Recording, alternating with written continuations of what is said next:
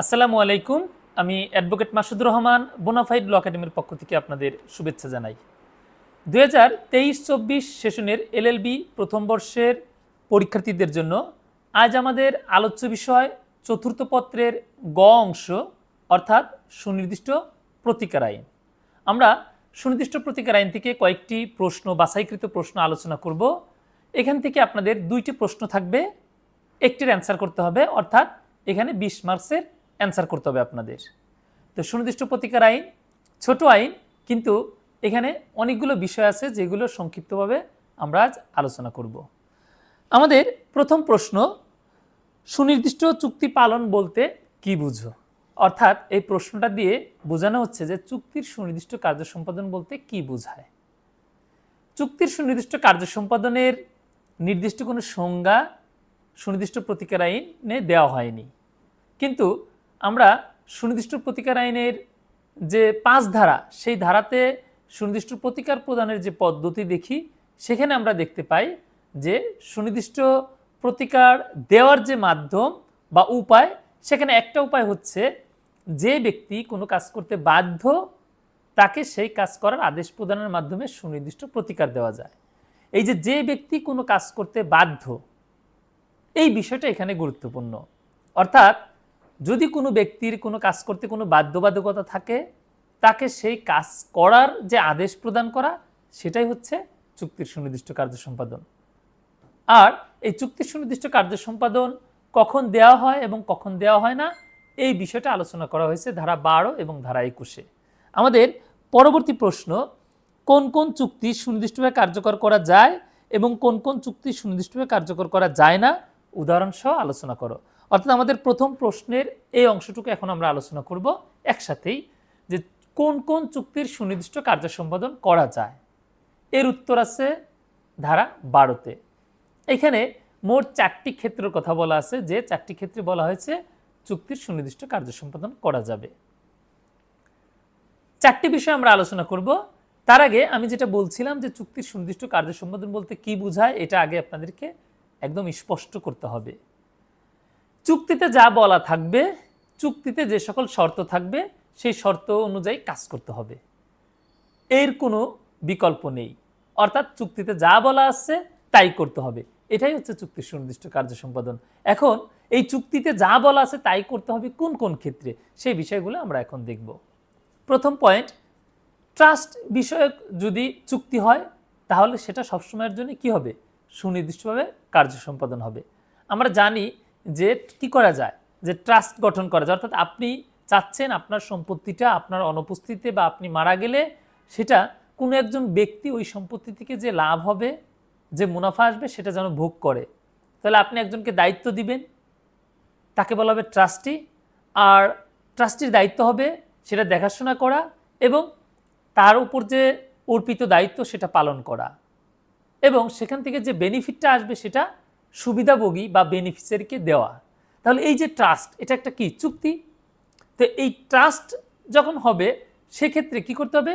ওই ট্রাস্টে যা যা বলা থাকবে সেই অনুযায়ী কাজ করতে বাধ্য থাকবে উভয় পক্ষই। ট্রাস্টিও থাকবে, আবার যিনি ট্রাস্ট করলেন তারও বাধ্যবাধকতা থাকবে। তাহলে আমরা দেখলাম প্রথম যে পয়েন্টটা, সেটা হচ্ছে যদি ট্রাস্টভুক্ত চুক্তি হয়, অর্থাৎ কোনো চুক্তির অংশ সম্পূর্ণভাবে বা আংশিকভাবে যদি ট্রাস্ট হয়, তাহলে সেই চুক্তির সুনির্দিষ্ট কার্য সম্পাদন করা যাবে। এরপর দ্বিতীয় অংশ, অর্থাৎ দ্বিতীয় পয়েন্টে বলা হয়েছে যে চুক্তির সুনির্দিষ্ট কার্য সম্পাদন না করা হলে যে ক্ষতি হবে, সেই ক্ষতির পরিমাণ নির্ধারণের কোনো মানদণ্ড নেই। এখানে ক্ষতির পরিমাণ নির্ধারণের কোনো মানদণ্ড নেই, এই কথাটা কিন্তু খুবই গুরুত্বপূর্ণ। অর্থাৎ ক্ষতিটা এমন হবে যে সেটা কি পরিমাণ ক্ষতি হলো, এটা আপনি নির্ধারণ করার জন্য আপনার হচ্ছে কোনো সুনির্দিষ্ট কি থাকবে না, উপায় থাকবে না। যেমন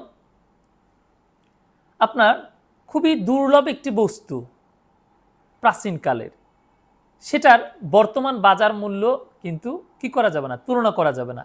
এরকম একটা দুর্লভ বস্তু আপনাকে যদি কেউ দেওয়ার জন্য চুক্তিবদ্ধ হয়, সেটা যদি সে না দেয়, তাহলে আপনার কি পরিমাণ ক্ষতি হবে, এটা নির্ধারণের কোনো মানদণ্ড থাকবে না। কেন থাকবে না? কারণ ওই দুর্লভ বস্তুর প্রকৃত অর্থে বাজার মূল্য নেই। আপনি সেটার গুরুত্ব এক একজনের কাছে এক এক রকম। অর্থাৎ এখানে আমরা বলতে পারি যে কোন ক্ষেত্রে ক্ষতির পরিমাণ নির্ধারণ করা যায় না, যখন ক্ষতিটা আসলে কি হয় না, বর্তমান বাজার মূল্য অনুসারে হয় না। এটা হতে পারে প্রাচীন কোনো বস্তু, এটা হতে পারে কোনো ব্যক্তি বিশেষের লেখা কোনো দুর্লভ ছবি, এরকম হতে পারে। তাহলে এই ক্ষেত্রে কি হবে না, এই ক্ষেত্রে ওই চুক্তিটার যদি সুনির্দিষ্ট কার্য সম্পাদন করা না হয়, তাহলে চুক্তির কোনো পক্ষের যে ক্ষতিটা হবে সেই ক্ষতির পরিমাণ নির্ধারণের কোনো মানদণ্ড থাকবে না। যে আপনি তাকে ক্ষতিপূরণ দিবেন, তাহলে তো ক্ষতিপূরণ দিতে গেলে আগে ক্ষতির পরিমাণ নির্ধারণ করতে হবে। তো এই ক্ষেত্রে কিন্তু ক্ষতির পরিমাণ নির্ধারণের কোনো মানদণ্ড নেই। তারপর 3 নম্বরে বলেছে যে ক্ষেত্রে আপনার আর্থিক ক্ষতিপূরণ দ্বারা পর্যাপ্ত প্রতিকার দেওয়া যায় না। অর্থাৎ আপনি ক্ষতিপূরণ দিতে পারেন, আর্থিক ক্ষতিপূরণ, কিন্তু সেটা দ্বারা কি হয় না, পর্যাপ্ত প্রতিকার হয় না, অর্থাৎ সাফিসিয়েন্ট রিলিফ বা এডুকেট রিলিফ হয় না। এখন খেয়াল করেন এই পর্যাপ্ত প্রতিকার হয় না এই বিষয়টা আমরা কিভাবে বুঝব। যেমন স্থাবর সম্পত্তির বিক্রয় চুক্তি বা একটা বাড়ি বিক্রয় চুক্তি করলেন, চুক্তি করার পর আপনি পরবর্তী সেই বাড়িটা বিক্রি করতে চাচ্ছেন না।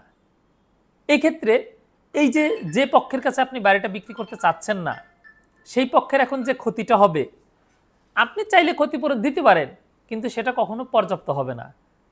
আপনি 5 লাখ টাকা দেন আর 5 কোটি টাকা দেন, সেটা পর্যাপ্ত প্রতিকার হিসেবে বিবেচিত হবে না। কখন? যখন তার ওই বাড়িটা প্রয়োজন। তাহলে খেয়াল করে দেখেন যে 3 নম্বর পয়েন্ট আমি যেটা বললাম যে অর্থ দ্বারা ক্ষতিপূরণ করে কি হবে না, পর্যাপ্ত প্রতিকার দেওয়া সম্ভব হবে না। ক্ষতিপূরণ হয়তো আপনি দিতে পারবেন, ক্ষতির পরিমাণ আপনি নির্ধারণ করতে পারবেন, কিন্তু সেটা পর্যাপ্ত প্রতিকার দেওয়া সম্ভব হবে না। আর 4 নম্বর যে পয়েন্টটা বলেছে 12 ধারা, সেখানে বলা হয়েছে যে ক্ষেত্রে চুক্তির সুনির্দিষ্ট কার্য সম্পাদন করা না হলে আর্থিক ক্ষতিপূরণ পাওয়াই যাবে না। অর্থাৎ চুক্তির সুনির্দিষ্ট কার্য সম্পাদন যদি আমি না করি, তাহলে আমি উভয় কুল হারাবো। কিভাবে? চুক্তির সুনির্দিষ্ট কার্য সম্পাদনও হলো না, আবার আমার আর্থিক ক্ষতিপূরণ পাওয়ারও কোনো সুযোগ নেই, অর্থাৎ আমি কোনো রেমেডি পাবো না।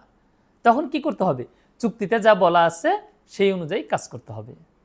তাহলে 12 ধারায় আমরা 4টা ক্ষেত্রে দেখলাম যে ক্ষেত্রে চুক্তির সুনির্দিষ্ট কার্য সম্পাদন করা যায়।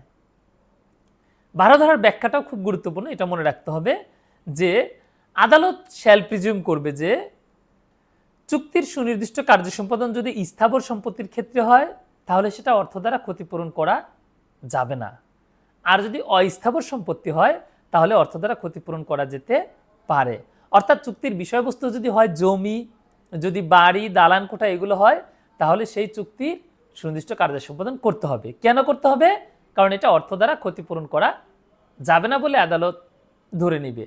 আর যদি হয় অস্থাবর সম্পত্তি, চুক্তির বিষয়বস্তু যদি অস্থাবর সম্পত্তি হয়, যেমন গহনা, পোশাক, তারপর হচ্ছে যেটা মুভ করা যায় আর কি, অস্থাবর বলতে এখানে মুভেবল প্রপার্টি বোঝানো হচ্ছে, আপনার ঘড়ি, টাকা ইত্যাদি বিষয়ে যদি কি হয়, চুক্তি হয়, সেই ক্ষেত্রে আদালত ধরে নিবে যে এই ক্ষেত্রে ক্ষতিপূরণ দেওয়া যেতে পারে, অর্থাৎ ক্ষতিপূরণের ক্ষেত্রে পর্যাপ্ত প্রতিকার হতে পারে।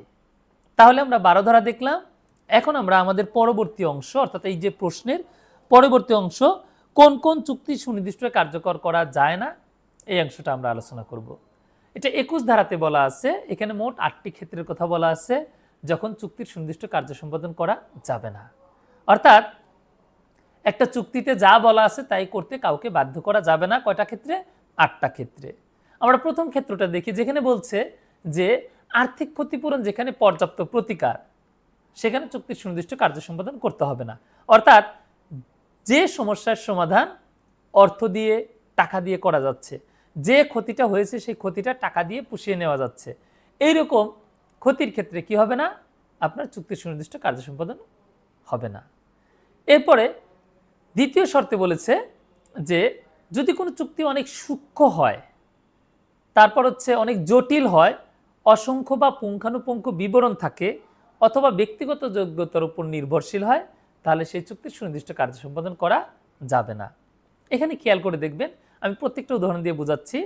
সূক্ষ্ম অর্থাৎ একদম সুনির্দিষ্ট সময়, যে বিকাল 5 ঘটিকা 1 মিনিটে আমার এই পণ্যটি ডেলিভারি দিতে হবে, তাহলে এই যে সুনির্দিষ্ট যে সূক্ষ্ম সময়, এরকম সময়ে কিন্তু আপনার চুক্তিটা পারফর্ম করা অনেক কঠিন, প্রায় অসম্ভব বলা চলে। এই জন্য এই চুক্তির সুনির্দিষ্ট কার্য সম্পাদন করা যাবে না। আবার কোন একটা চুক্তি থাকলো এরকম যে অসংখ্য বিবরণ। ক যদি ক্ষয়ের নিকট সম্পত্তি অর্পণ করে, খ সেটা যদি ভোগ দখল করার পর আবার গয়ের নিকট হস্তান্তর করে, গ যদি সেটা আবার ঘয়ের নিকট অর্পণ করে, ঘ যদি সেটা চয়ের নিকট বিক্রি করে, এই ধরনের জটিল এবং অসংখ্য বা পুঙ্খানুপুঙ্খ বিবরণ দ্বারা যে সকল চুক্তি করা হয় সেই চুক্তির সুনির্দিষ্ট কার্য সম্পাদন করা যাবে না। আর গুরুত্বপূর্ণ যে অংশ দ্বিতীয় পয়েন্টে, সেটা হচ্ছে ব্যক্তিগত যোগ্যতার উপর নির্ভরশীল চুক্তির সুনির্দিষ্ট কার্য সম্পাদন করা যায় না। যেমন একজন গায়ক, তিনি গান গাইতে পারেন, তিনি যদি আপনার সাথে চুক্তি করেন যে তিনি আপনার প্রতিষ্ঠানে 2 বছর গান গাইবেন, এখন 6 মাস পর যদি তিনি গান গাইতে না চান, তাহলে আপনি তাকে বাধ্য করতে পারবেন না গান গাওয়ার জন্য, কারণ এটা তার ব্যক্তিগত যোগ্যতার উপর নির্ভর করে।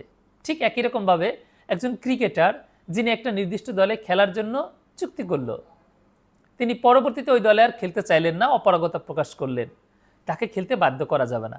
এভাবে কোনো খেলোয়াড়, কোনো গায়ক, কোনো নায়ক, কোনো লেখক, কোনো অভিনেতা, যেগুলো ব্যক্তিগত যোগ্যতার উপর নির্ভরশীল, এই ধরনের কাজের ক্ষেত্রে চুক্তি করলে সেই চুক্তির সুনির্দিষ্ট কার্য সম্পাদন হবে না।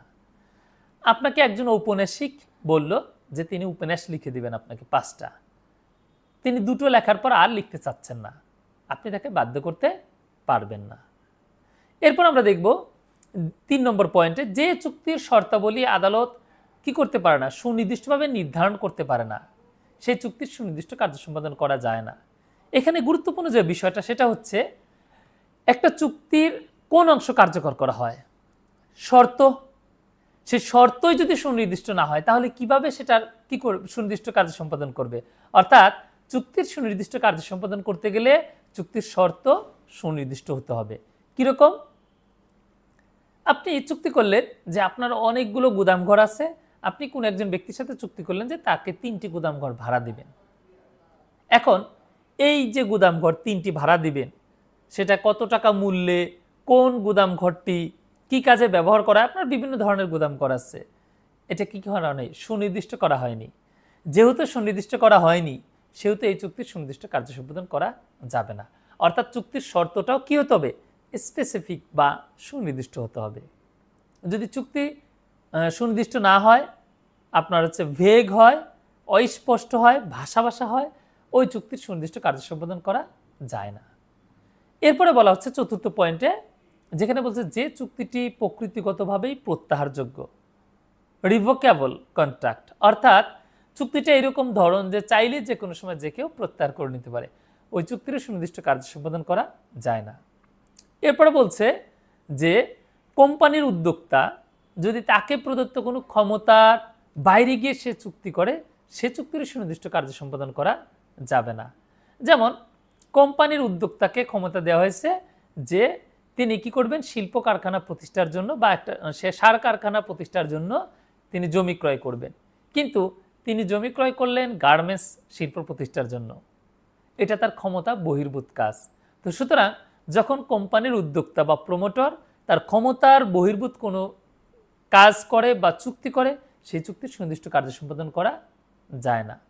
তাহলে আমরা দেখলাম কোম্পানির ক্ষেত্রে উদ্যোক্তা, ঠিক একই রকমভাবে ট্রাস্টি যদি তার ক্ষমতার বহির্ভূত কোনো চুক্তি করে, সেই চুক্তির সুনির্দিষ্ট কার্য সম্পাদন করা যাবে না। যেমন ট্রাস্টিকে দায়িত্ব দিয়েছে জমির দেখাশোনা করার, বিক্রির ক্ষমতা তাকে দেওয়া হয়নি, সে জমি বিক্রয়ের চুক্তি করে ফেলল, এই চুক্তিটা সুনির্দিষ্ট কার্য সম্পাদন করা যাবে না। এরপরে বলছে যে যে চুক্তিটার প্রকৃতি এমন যে টানা 3 বছর ধরে সেটা কি করতে হবে, পারফর্ম করতে হবে, অর্থাৎ কার্য সম্পাদন করতে হবে কত বছর ধরে, 3 বছর ধরে। খেয়াল করবেন, আমি 7 নম্বর পয়েন্টটা বলছি যে যে চুক্তির ধরনটা এমন যে টানা 3 বছর ধরে কাজ করে যেতে হয়। যেমন মেট্রো রেল প্রকল্প দীর্ঘ সময়ের, যে কোম্পানিকে দায়িত্ব দেওয়া হলো সেই কোম্পানি নির্দিষ্ট সময় বা কিছু সময় কাজ করার পর তারপর তিনি কাজের অপারগতা প্রকাশ করলো সেই কোম্পানি, আপনি তাকে বাধ্য করতে পারবেন না, কারণ এটা একটা দীর্ঘ সময়ের প্রক্রিয়া যেটা 3 বছর বা তার বেশি সময় ধরে পারফর্ম করতে হবে। এই চুক্তির সুনির্দিষ্ট কার্য সম্পাদন করা যাবে না। আর সর্বশেষ 8 নম্বর পয়েন্টে বলা হয়েছে চুক্তির বিষয়বস্তু যদি চুক্তি করার পূর্বেই বিলুপ্ত হয়ে যায়, তাহলে সেই চুক্তির সুনির্দিষ্ট কার্য সম্পাদন করা যায় না। কীরকম হতে পারে? যেমন আপনি একজন ব্যবসায়ী, চট্টগ্রাম বন্দরে আপনার বেশ কিছু পণ্য আসলো, সেই পণ্যগুলো আপনি বিক্রয়ের চুক্তি করলেন, কিন্তু চুক্তি হওয়ার পূর্বেই আপনার ওই পণ্যগুলো যে জাহাজে ছিল সেই জাহাজটি ডুবে গিয়েছে, এটা আপনি জানেন না, অর্থাৎ কোনো পক্ষই জানে না। তাহলে এই যে চুক্তির বিষয়বস্তু কি হয়েছে, চুক্তি হওয়ার আগেই বিলুপ্ত হয়ে গেছে, সেই চুক্তির সুনির্দিষ্ট কার্য সম্পাদন করা যাবে না, কারণ চুক্তির বিষয়বস্তু ছাড়া কখনো চুক্তি সম্পাদন হয় না। যেহেতু তার অস্তিত্বই ছিল না, যদিও দুই পক্ষ জানে যে অস্তিত্ব আছে, কিন্তু প্রকৃত অর্থে কি তার অস্তিত্ব ছিল না, সেতে চুক্তি হয়নি, সুতরাং সুনির্দিষ্ট কার্য সম্পাদন হবে না। তাহলে আমরা প্রথম প্রশ্নটা আলোচনা করলাম যে কি বিষয় নিয়ে, চুক্তির সুনির্দিষ্ট কার্য সম্পাদন নিয়ে। আমরা দ্বিতীয় প্রশ্ন আলোচনা করব, তার আগে আপনাদের জ্ঞাতার্থে একটি বিষয় জানাচ্ছি, সেটা হচ্ছে আপনাদের জন্য আমরা একটা অনলাইন কোর্স চালু করেছি। ক্লাস হবে জুম মিটিংয়ে, রাত 8টার সময় ক্লাস হবে এবং প্রত্যেকটা ক্লাসই রেকর্ড থাকবে। ক্লাসগুলো শুরু হবে 20 জুলাই থেকে, অর্থাৎ আগামী 20 জুলাই থেকে ক্লাস শুরু হবে। ভর্তির জন্য আপনার ফি হচ্ছে 8,000 টাকা, কিন্তু বর্তমানে আমরা 2,000 টাকা ডিসকাউন্টে 6,000 টাকায় ভর্তি নিচ্ছি। অর্থাৎ আপনি যদি এখন ভর্তি হন তাহলে 6,000 টাকায় ভর্তি হতে পারবেন।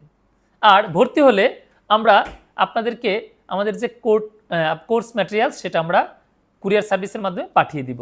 আপনারা আমার হাতে দেখতে পাচ্ছেন, এই যে এখানে নোটগুলো আছে সবগুলো সাবজেক্টের, অর্থাৎ আইন বিজ্ঞান থেকে শুরু করে এখন আমি যেটা পড়াচ্ছি ইকুইটি ও ট্রাস্ট, তারপর সংবিধান, মুসলিম আইন, তারপর হচ্ছে আপনার অন্যান্য যে আইনগুলো আছে সবগুলো সাবজেক্টের 7টা সাবজেক্টেরই নোটগুলো এখানে পাবেন। পাশাপাশি এখানে দুটো স্পেশাল নোট পাবেন।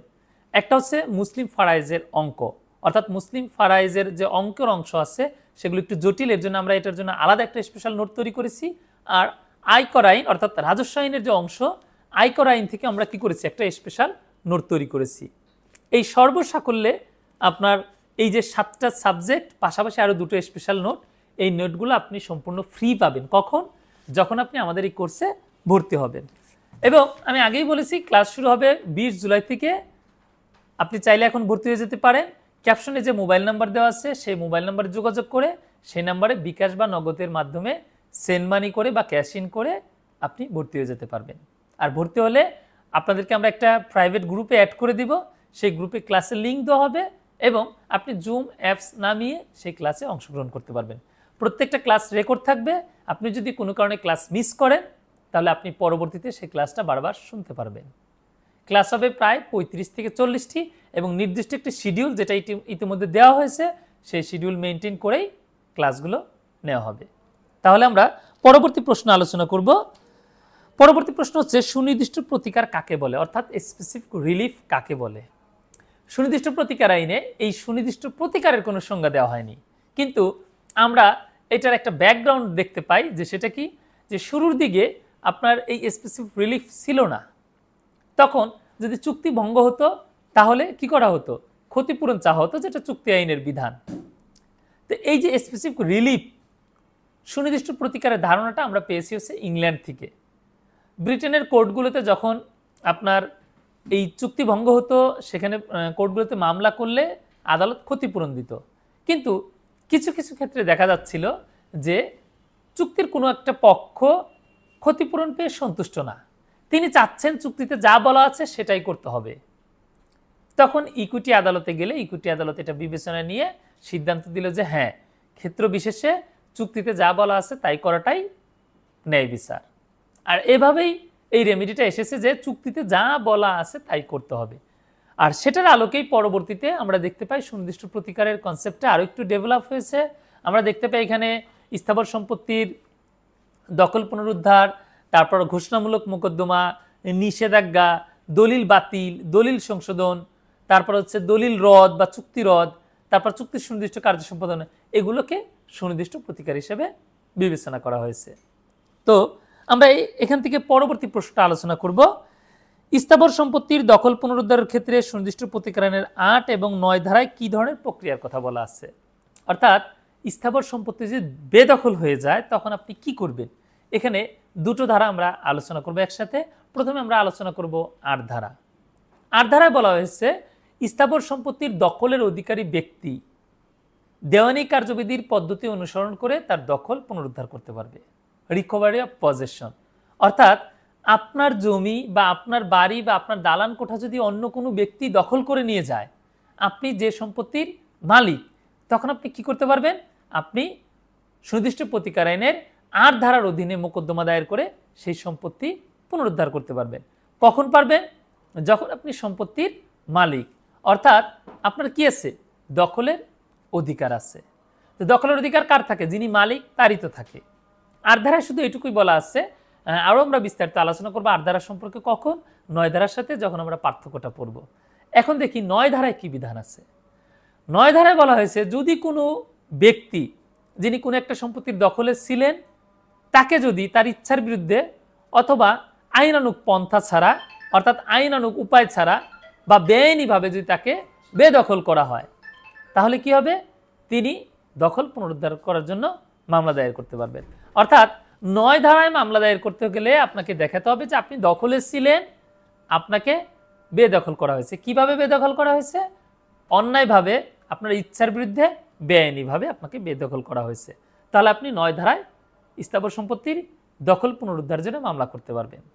এখন আপনার মনে প্রশ্ন আসতে পারে যে ৮ এবং ৯ ধারার মধ্যে তাহলে পার্থক্যটা আসলে কোথায়। আমরা পার্থক্যটা আলোচনা করব, পাশাপাশি ৯ ধারার আরও কিছু বিষয় আছে সেগুলো সহ আমরা এই প্রশ্নটার উত্তর দেব। এখন ৮ ধারাতে দখল পুনরুদ্ধারের বিষয় বলা আছে, কিন্তু সেই মামলাটা করতে পারবে যিনি সম্পত্তির মালিক, অর্থাৎ যার ওনারশিপ আছে, মালিকানা আছে। মালিক ব্যতীত ৮ ধারায় কেউ মামলা দায়ের করতে পারে না। আর ৯ ধারায় মামলা করতে পারবেন কে, ৯ ধারায় মামলা করতে পারবেন যিনি দখলে ছিলেন, যাকে বেদখল করা হয়েছে অন্যায়ভাবে তার ইচ্ছার বিরুদ্ধে। দখলে যিনি ছিলেন তিনি কিভাবে দখলে ছিলেন, তিনি মালিক কিনা, তিনি কিভাবে দখলে এসেছেন, এটা এখানে প্রাসঙ্গিক বিষয় নয়। তো সুতরাং ৯ ধারায় মালিকানা প্রমাণ করতে হয় না, ৮ ধারায় মালিকানা প্রমাণ করতে হয়। তাহলে ৮ ধারার প্রমাণের বিষয়বস্তু কি, মালিকানা। আর ৯ ধারার প্রমাণের বিষয়বস্তু কি, দখল এবং বেদখল। ৮ ধারায় আপনি যদি মামলা করেন, আপনাকে কোর্ট ফি দিতে হবে ad valorem, according to value, মূল্য অনুসারে। আর ৯ ধারায় যদি আপনি মামলা দায়ের করেন, তাহলে আপনাকে কোর্ট ফি দিতে হবে হাফ অফ অ্যাড ভ্যালোরেম, মূল্য অনুসারে, অর্থাৎ সম্পত্তির যে মূল্য বা মামলার যে বিষয়বস্তু সেটার যে মূল্যমান, সেটার যে মূল্য আসবে সেটার অর্ধেক। অর্থাৎ ৮ ধারার চেয়ে কম কোর্ট ফি দিতে হয় ৯ ধারায়। ৮ ধারার মোকদ্দমার তামাদি মেয়াদ হচ্ছে ১২ বছর। তামাদিনের ১৪২ ও ১৪৪ অনুচ্ছেদে উল্লেখ আছে। পক্ষান্তরে ৯ ধারার মোকদ্দমার তামাদি মেয়াদ হচ্ছে ৬ মাস, যেটা তামাদিনের অনুচ্ছেদ ৩-এ উল্লেখ আছে। ৮ ধারায় যদি ডিক্রি প্রদান করা হয়, সেই ডিক্রির বিরুদ্ধে আপিল দায়ের করা যায়। কিন্তু ৯ ধারায় যদি কোনো ডিক্রি প্রদান করা হয় বা কোনো আদেশ প্রদান করা হয়, সেই ডিক্রি বা আদেশের বিরুদ্ধে কোনো আপিল বা রিভিউ দায়ের করা যায় না, রিভিশন দায়ের করা যায়। ৮ ধারার যে রেমেডি, সেটা আপনার হচ্ছে ৯ ধারার রেমেডির চেয়ে তুলনামূলক স্ট্রং। কেন, কারণ হচ্ছে ৮ ধারার রেমেডিটা আপনি পেয়েছেন মালিকানা বলে, আর ৯ ধারার রেমেডিটা আপনি পেয়েছেন দখল বলে। তো সুতরাং ৮ এবং ৯ ধারার বিষয়বস্তু সম্পূর্ণ আলাদা। আর এই কারণে ৯ ধারার মোকদ্দমা দায়ের করার পর যদি আদালত রায় দেয়, তারপর যদি আপনি সে রায়ে সংক্ষুব্ধ হয়ে আপিল দায়ের না করে আপনি যদি চান যে আপনি ৮ ধারায় গিয়ে মামলা করবেন, আপনি মালিক, আপনি মামলা করতে পারবেন। অর্থাৎ ৯ ধারার মোকদ্দমায় হেরে গিয়ে আপনি ৮ ধারায় মোকদ্দমা দায়ের করতে পারবেন, এতে কোনো বাধা নেই। অর্থাৎ রেজ জুডিকাটা হবে না। কেন হবে না, কারণ দুটো মামলার বিষয়বস্তু সম্পূর্ণ আলাদা। ৮ ধারার মামলার বিষয়বস্তু একরকম, ৯ ধারার মামলার বিষয়বস্তু আরেক রকম। তো ৮ এবং ৯ ধারার পার্থক্য এটুকুনি। এখন আমরা আলোচনা করব পরবর্তী প্রশ্ন, ৯ ধারার অধীন আদালত বাড়িঘর ভাঙ্গার আদেশ দিতে পারেন কিনা। এই যে ৯ ধারার যে বিষয়টা, সেটা আপনারা খেয়াল করেছেন যে এখানে মালিকানা যেহেতু প্রমাণ করতে হয় না, আপনি দখলে ছিলেন, আপনাকে বেদখল করা হয়েছে। এখন আদালত ডিক্রি দিল, ডিক্রি দিয়ে ঘর বাড়ি ভেঙে উচ্ছেদ করে তারপর কি করলো, তার ডিক্রিটা কার্যকর করার জন্য নির্দেশ দিল। এটা করা যাবে কিনা, উত্তর হচ্ছে না। অর্থাৎ ঘর বাড়ি ভেঙে বা ঘর বাড়ি উচ্ছেদ করে ৯ ধারার ডিক্রি কার্যকর করা যায় না। আমরা দুটো প্রশ্ন আলোচনা করলাম, পরবর্তী প্রশ্ন আলোচনা করব। তার আগে আপনাদের জ্ঞাতার্থে একটা বিষয় জানাচ্ছি ছোট্ট করে, যে আপনাদের জন্য আমরা একটা অনলাইন কোর্স চালু করেছি, যার ক্লাস শুরু হবে ২০ জুলাই। ক্লাসগুলো হবে জুম মিটিংয়ে এবং ক্লাসগুলো হবে রাত ৮টার সময়। ২০ তারিখ থেকে নির্দিষ্ট শিডিউল মেনটেন করে বা নির্দিষ্ট শিডিউল অনুসরণ করে আপনাদের এই ক্লাসগুলো নেওয়া হবে। সবগুলো ক্লাসই রেকর্ড থাকবে। আপনি যদি কোনো কারণে কোনো একটা ক্লাস না করতে পারেন, আপনি সেটা রেকর্ড শুনতে পারবেন। আর ভর্তি ফি বা কোর্স ফি হচ্ছে ৮,০০০ টাকা, কিন্তু আপনি যদি এখন ভর্তি হন তাহলে আপনি ২,০০০ টাকা ছাড়ে ভর্তি হতে পারবেন ৬,০০০ টাকায়। অর্থাৎ ৬,০০০ টাকা দিয়ে ভর্তি হয়ে আপনি আমাদের এই কোর্সটি সম্পন্ন করতে পারবেন। পাশাপাশি আপনি এই কোর্সে ভর্তি হলে পাবেন আমাদের স্পেশাল হ্যান্ড নোট। আপনাদের যে 7টা সাবজেক্ট আছে প্রত্যেকটা সাবজেক্টের লেকচার শিট, পাশাপাশি আরও 2টো লেকচার শিট পাবেন। একটা হচ্ছে মুসলিম ফরায়েজ এবং আরেকটা হচ্ছে আয়কর আইন। এই 2টো স্পেশাল লেকচার শিট সহ সম্পূর্ণ লেকচার শিটটি আপনি সম্পূর্ণ ফ্রিতে পাবেন। অর্থাৎ আমাদের এই কোর্সে ভর্তি হলে আপনাকে এই লেকচার শিটটি আলাদা করে কিনতে হবে না। আর ভর্তি হওয়ার পদ্ধতি আমাদের ক্যাপশনে যে মোবাইল নাম্বার দেওয়া আছে সেই নাম্বারে যোগাযোগ করে বিকাশ বা নগদের মাধ্যমে আপনি টাকা পাঠিয়ে ভর্তি হতে পারবেন। ভর্তি হলে আপনাদেরকে একটা প্রাইভেট গ্রুপে অ্যাড করা হবে, সেই গ্রুপে ক্লাসের লিঙ্ক দেওয়া হবে, আপনি জুম অ্যাপ ডাউনলোড করে সেই ক্লাসে আপনি জয়েন করতে পারবেন। সুনির্দিষ্ট প্রতিকার আইন থেকে আমাদের পরবর্তী প্রশ্ন, সেটা হচ্ছে ঘোষণামূলক মোকদ্দমা কি? ঘোষণামূলক মোকদ্দমার কোনো সংজ্ঞা প্রদান করা হয়নি, তবে 42 ধারা অনুযায়ী ঘোষণামূলক মোকদ্দমা দায়ের করতে হয়। অর্থাৎ আপনার যদি কোনো একটা বিষয়ে কোনো অধিকার থাকে বা আপনার যদি কোনো আইনগত চরিত্র থাকে, লিগ্যাল ক্যারেক্টার, সেই বিষয়টা যদি কেউ অস্বীকার করে তাহলে আপনি সেটা চেয়ে ঘোষণামূলক মোকদ্দমা দায়ের করতে পারবেন। অর্থাৎ আপনার কোনো অধিকার বা আপনার যদি কোনো আইনগত চরিত্র কোনো ব্যক্তি অস্বীকার করে বা অস্বীকার করতে উদ্যত হয়, তখন আপনি কি করতে পারেন? ঘোষণামূলক মোকদ্দমা দায়ের করতে পারেন। যেমন আপনি কোনো একটা জমির মালিক, অন্য একজন ব্যক্তি আপনার এই মালিকানা অস্বীকার করলো, তাহলে আপনি যেই সম্পত্তির মালিক সেটা ঘোষণা চেয়ে মোকদ্দমা দায়ের করতে পারবেন। অথবা কোনো একজন ব্যক্তি আপনার পুত্র, অর্থাৎ আপনি তাকে দত্তক নিয়েছেন, কিন্তু সেই ব্যক্তি বা অন্য কেউ এটা অস্বীকার করলো যে ওই ব্যক্তি আপনার দত্তক পুত্র নয়, সেই ব্যক্তি যে আপনার দত্তক পুত্র এটা আপনি চেয়ে ঘোষণামূলক মোকদ্দমা দায়ের করতে পারবেন। তাহলে আমরা দেখলাম যে ঘোষণামূলক মোকদ্দমার কোনো সংজ্ঞা প্রদান করা হয়নি, তবে ঘোষণামূলক মোকদ্দমাটা দায়ের করতে হয় সুনির্দিষ্ট প্রতিকার আইনের 42 ধারা অনুযায়ী। পরবর্তী প্রশ্ন, কি কারণে আদালত এরূপ ঘোষণা মঞ্জুর করতে অস্বীকার করতে পারে? অর্থাৎ 42 ধারা ঘোষণামূলক মোকদ্দমা আপনি দায়ের করলেন, অথচ আদালত আপনাকে ঘোষণা দিবে না। কেন দিবে না সেটা আমরা এখন জানব। 42 ধারায় একটা শর্ত আরোপ করা হয়েছে যে ঘোষণামূলক মোকদ্দমা যখন আপনি দায়ের করবেন, আপনার যদি আনুষঙ্গিক কোনো প্রতিকার থাকে সেটাও আপনাকে চাইতে হবে। আপনি যদি আনুষঙ্গিক কোনো প্রতিকার না চান তাহলে আদালত আপনাকে কোনো ঘোষণাই দিবে না। যেমন আপনি কোনো একটা সম্পত্তির মালিক এবং সেটার দখলে আছেন, আপনাকে ওই সম্পত্তি থেকে বের করে দিল, অর্থাৎ বেদখল করে ফেললো, এমনকি আপনার মালিকানাও অস্বীকার করলো। এখন আপনি 42 ধারায় গিয়ে ঘোষণামূলক মোকদ্দমা করলেন যে আপনি ওই সম্পত্তির মালিক। এখন আদালত আপনাকে এই ঘোষণা দিবে না। কেন দিবে না? কারণ আপনার এখানে আনুষঙ্গিক প্রতিকার আছে, আপনাকে ওই সম্পত্তির দখলও চাইতে হবে। শুধু ঘোষণা চেয়ে তো আপনার কোনো লাভ হবে না। এখানে আপনি যদি সম্পত্তির দখলই না পান তাহলে শুধু মালিক ঘোষণা চেয়ে তো এখানে আপনার কোনো লাভ হচ্ছে না। তাহলে এই যে আপনার যে আনুষঙ্গিক প্রতিকার দখল, এটা আপনাকে চাইতে হবে। অর্থাৎ 42 ধারার সাথে আপনাকে 8 ধারা যুক্ত করে মামলা দায়ের করতে হবে। যদি আপনি সেটা না করেন তাহলে আদালত আপনার এই যে ঘোষণা চেয়েছেন সেটা মঞ্জুর করবে না। তবে এক্ষেত্রে আদালত আপনাকে সংশোধনের সুযোগ দিবে যে আপনার আনুষঙ্গিক প্রতিকার আছে, সেটা আপনি সংশোধন করে আনুষঙ্গিক প্রতিকার সহ মোকদ্দমা দায়ের করেন। এখানে আরও কিছু কন্ডিশন আছে, সেই কন্ডিশনগুলো আপনাকে ফুলফিল করতে হবে। যেমন আপনাকে তামাদি মেয়াদের মধ্যে মোকদ্দমা দায়ের করতে হবে, তা না হলে আদালত কিন্তু মোকদ্দমাটা খারিজ করে দিবে। আবার আপনাকে নির্দিষ্ট কোর্ট ফি, ঘোষণামূলক মোকদ্দমার জন্য প্রত্যেকটা ঘোষণার জন্য 300 টাকা ফিক্সড কোর্ট ফি আছে, সেই কোর্ট ফি আপনাকে দিতে হবে। তা আপনি এই প্রতিকার পেতে গেলে আপনাকে এই শর্তগুলো পূরণ করতে হবে। যদি আপনি কোনো একটা শর্ত পূরণ না করেন তাহলে আদালত আপনার এই ঘোষণা মঞ্জুর করতে বাধ্য থাকবেন, অর্থাৎ না মঞ্জুর করবে। এরপর আমরা পরবর্তী প্রশ্ন আলোচনা করব, সুনির্দিষ্ট প্রতিকার আইনের অধীন কখন দলিল বাতিল করা যায়? দলিল বাতিলের বিধান হচ্ছে 39 ধারায়। আপনি 39 ধারা অনুসারে দলিল বাতিলের মোকদ্দমা দায়ের করতে পারেন যদি এরকম হয় যে কোনো একটা দলিল বা কোনো একটা চুক্তি সেটা কি ভয়েড অর ভয়েডেবল, অর্থাৎ বাতিল বা বাতিলযোগ্য, অথবা যদি কোনো একটা দলিল কি থাকে, কার্যকর থাকে, তাহলে আপনার গুরুতর ক্ষতির আশঙ্কা আছে, সেক্ষেত্রে আপনি দলিল বাতিল চেয়ে মোকদ্দমা দায়ের করতে পারেন। অর্থাৎ আপনি দলিলের পক্ষ হয়েও অথবা পক্ষ না হয়েও মোকদ্দমা দায়ের করার অধিকারী। যদি আপনি দলিলের পক্ষ না হন, অর্থাৎ ক এবং ক্ষয়ের মধ্যে একটা দলিল হয়েছে, কিন্তু সেই দলিলের ইফেক্ট আপনার উপর পড়বে এবং সেটা আপনার জন্য গুরুতর ক্ষতির কারণ হবে, তখন আপনি ক এবং ক্ষয়ের যে দলিল সেই দলিলটা বাতিল চেয়ে মোকদ্দমা দায়ের করতে পারবেন। এখানে যদিও তার জন্য আরেকটা সহজ রেমেডি হচ্ছে, ক এবং ক্ষয়ের মধ্যে যে দলিলটা হয়েছে সেই দলিলটা তার উপর বাধ্যকর নয় মর্মে সে ঘোষণামূলক মোকদ্দমাও করতে পারবে।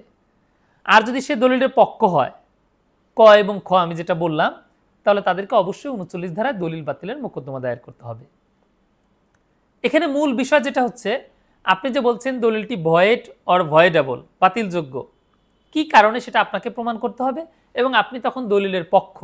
যেমন কোনো একজন ব্যক্তি আপনার স্বাক্ষর জাল করে আপনাকে একটা দলিলে অন্তর্ভুক্ত করেছে, অথবা আপনার সাথে প্রতারণামূলকভাবে বা ভুল বুঝে আপনাকে একটা দলিল সম্পাদন করিয়েছে, তখন আপনি ওই দলিলটা বাতিল চাইতে পারবেন 39 ধারা অনুযায়ী।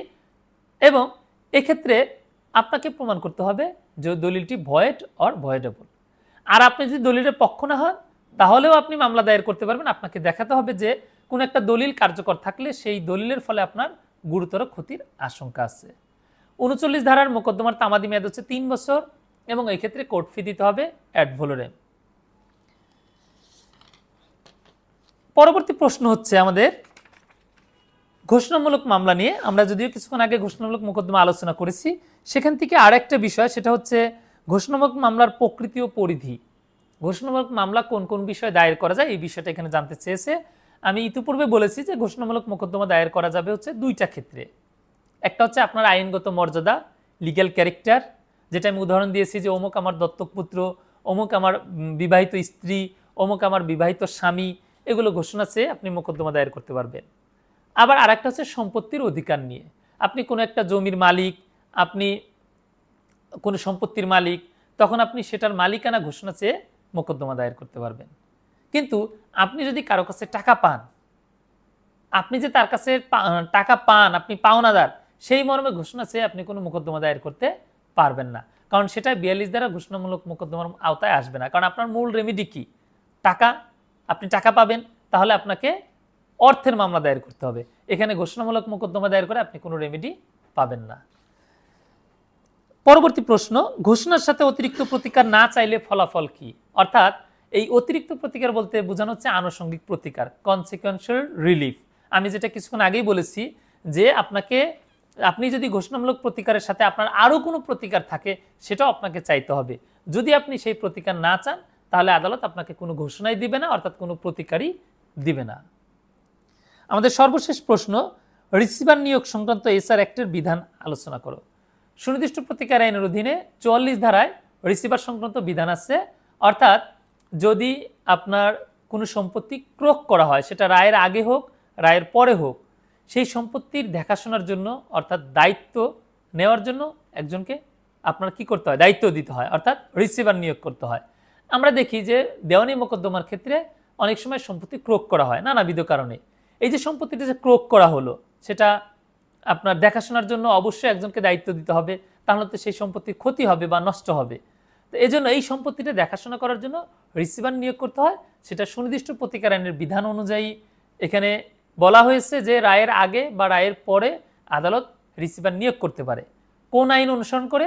দেওয়ানি কার্যবিধি অনুসরণ করে। অর্থাৎ রিসিভার নিয়োগের পদ্ধতি, রিসিভারের দায়িত্ব, তারপর রিসিভারের দায়িত্ব কখন শেষ হয়ে যায়, রিসিভার দায়িত্ব অবহেলা করলে কি হয়, যাবতীয় ফলাফল সম্পর্কে মূলত দেওয়ানি কার্যবিধিতে আলোচনা করা হয়েছে। তো সুনির্দিষ্ট প্রতিকার আইনে এখান থেকে 44 ধারা রেফারেন্স দিয়ে আপনারা সংক্ষিপ্তভাবে এটার অ্যান্সার করে দিবেন যে রায়ের আগে বা রায়ের পূর্বে আদালত চাইলে কি করতে পারে? রিসিভার নিয়োগ করতে পারে কোনো সম্পত্তির তত্ত্বাবধান বা দেখাশোনা করার জন্য। এই ছিল আমাদের সুনির্দিষ্ট প্রতিকার আইনের আলোচনা। আপনারা আজকে যে আলোচনাটুকু আমি করলাম, এই প্রশ্নগুলো যদি আপনারা ভালোভাবে আয়ত্ত করেন, ইনশাল্লাহ আপনারা এই যে 20 মার্কসের অ্যান্সার খুব সহজভাবেই করতে পারবেন। আর বাকি যে অংশগুলো এই চতুর্থ পত্রের, সেই বিষয়গুলো নিয়ে আলোচনা হবে, কিন্তু সেই আলোচনাগুলো হবে ক্লাসে। তো অর্থাৎ আপনাদের জন্য আমরা অনলাইন ক্লাসের আয়োজন করেছি। সেই ক্লাস শুরু হবে আগামী 20 জুলাই থেকে। ক্লাসগুলো হবে হচ্ছে অনলাইনে জুম মিটিংয়ের মাধ্যমে রাত 8টার সময় নির্দিষ্ট শিডিউল মেনটেন করে আমাদের এই ক্লাসগুলো নেওয়া হবে। যদি আপনি কোনো ক্লাস মিস করেন, কোনো সমস্যা নেই, সবগুলো ক্লাসই রেকর্ড করা হবে, আপনি চাইলে পরবর্তীতে রেকর্ডিং শুনতে পারবেন। কোর্স ফি হচ্ছে ৮,০০০ টাকা। আপনি যদি এখন ভর্তি হন তাহলে আপনি ২,০০০ টাকা ছাড়ে ৬,০০০ টাকার মধ্যে আপনি ভর্তি হতে পারবেন, অর্থাৎ ৬,০০০ টাকা কোর্স ফি দিয়ে আপনি আমাদের এই সম্পূর্ণ কোর্সটি করতে পারবেন। আর আপনি যদি ভর্তি হন তাহলে আপনি পাচ্ছেন আমাদের লেকচার শিট 7টা সাবজেক্টের, অর্থাৎ আইন বিজ্ঞান থেকে শুরু করে অন্যান্য সকল সাবজেক্টের লেকচার শিট আপনি এখানে পাচ্ছেন। পাশাপাশি আপনি আরও 2টো লেকচার শিট এক্সট্রা পাচ্ছেন। একটা হচ্ছে মুসলিম ফরাইজের অঙ্ক, যেটা আপনাদের কাছে অনেক কঠিন মনে হয়, সেটা খুবই সহজ করে সুন্দর সাবলীলভাবে আমরা উপস্থাপন করেছি। পাশাপাশি আপনি আয়কর আইন 2023, অর্থাৎ যে আইনটি নতুন করে হয়েছে সেই আইনেরও একটা নোট পাবেন। এই নোটটি আপনি সম্পূর্ণ ফ্রিতে পাবেন যদি আপনি আমাদের এই কোর্সে ভর্তি হন। আর ভর্তি হন নিয়ম, ক্যাপশনে যে মোবাইল নাম্বারটা দেখতে পাচ্ছেন সেই নাম্বারে যোগাযোগ করে আপনি বিকাশ বা নগদে সেন্ড মানি করে ভর্তি হয়ে যেতে পারবেন। ভালো থাকবেন সবাই, আল্লাহ হাফেজ।